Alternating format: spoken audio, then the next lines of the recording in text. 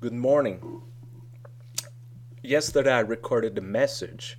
I thought I was kind of good, and I was planning to send it to you this morning, and it did not happen that way because I'm not sending it because of the news this morning about the wreck between the train and the bus here in Ottawa.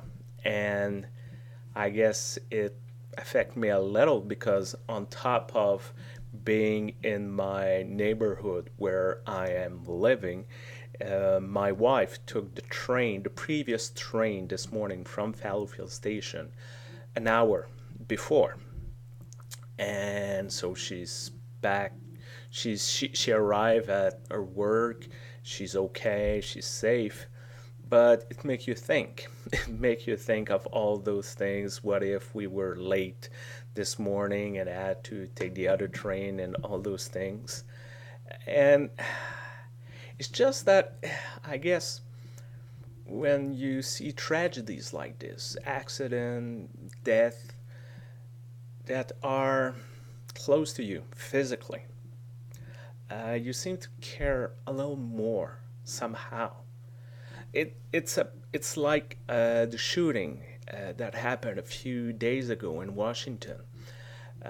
We look from Canada and said, okay, one more shooting, and once again there was this guy buying a gun totally legally. The guy who seems to have a history of problem, but can buy a gun and then can get into a military base and kill people.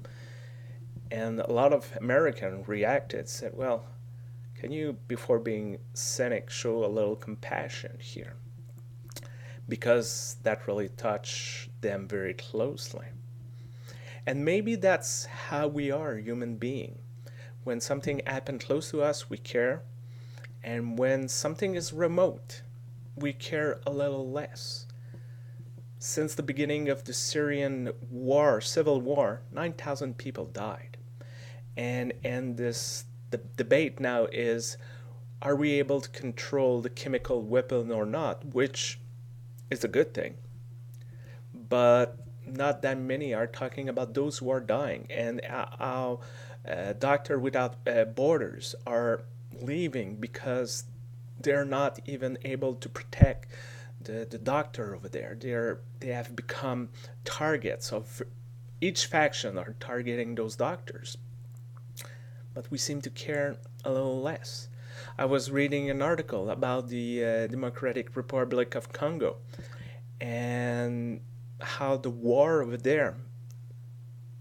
Do you know there's a civil war over there for many, many years?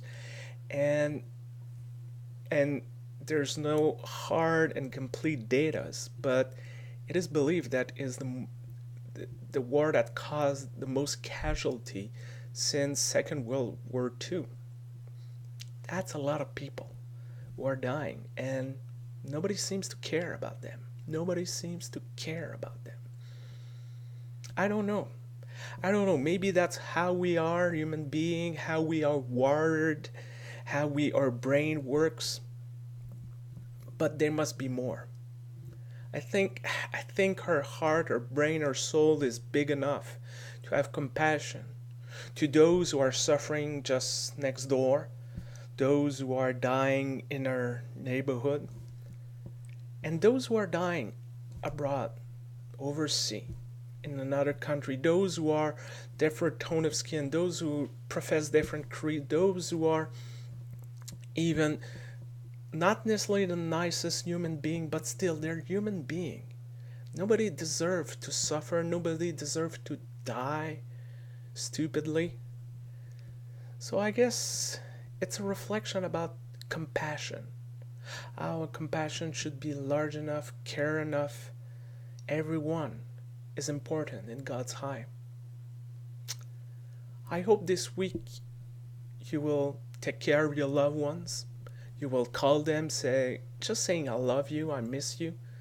Give a hug to someone you appreciate. And maybe I invite you to have a thought about those you will never meet, those you will never heard of in the news, and still are suffering. struggling, they're challenged by the situation. Have a thought, have a prayer for them, and care a little. Have a great week. Take care of yourself.